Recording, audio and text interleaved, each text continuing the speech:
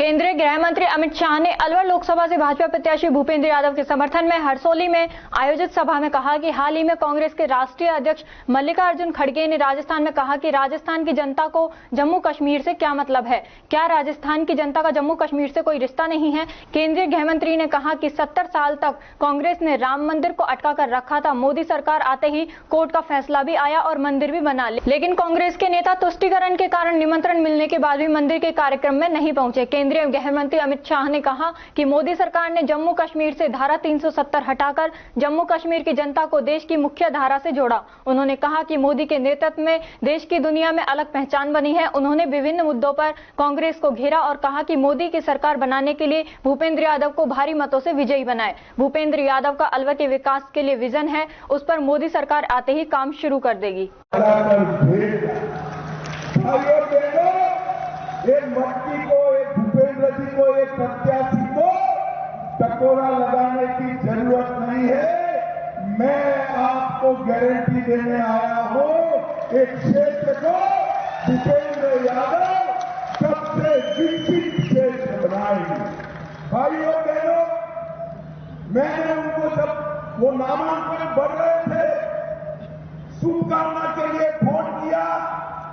बड़ा पक्का व्यापारी है, वैसे तो यादव है मगर बनियों से भी पक्का है।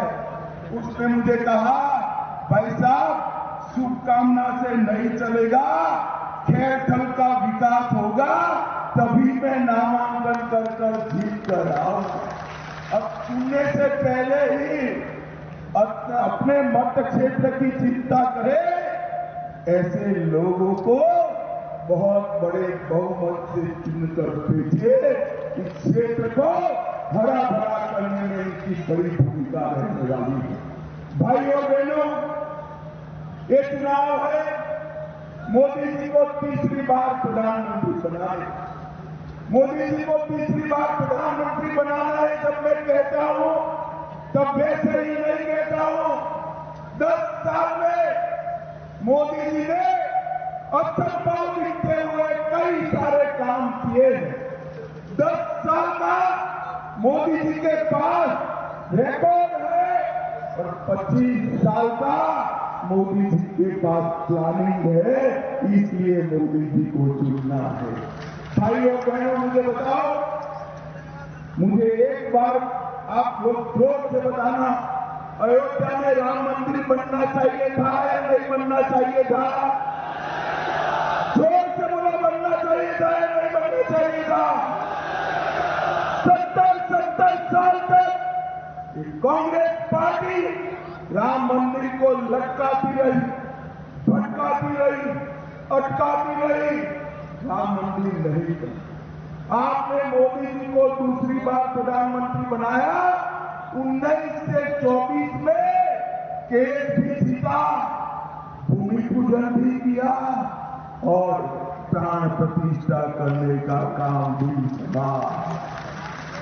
और इस 17 तारीख को 550 साल के बाद पहली बार रामलला अपना बर्थडे, रामनवमी एक भव्य मंदिर में मनाएंगे। मित्रों, हम सबके लिए गौरव का विषय। कांग्रेस पार्टी ने राम मंदिर को नहीं बनाया, परंतु जब भूमि पूजन होता था हमने निमंत्रण भेजा।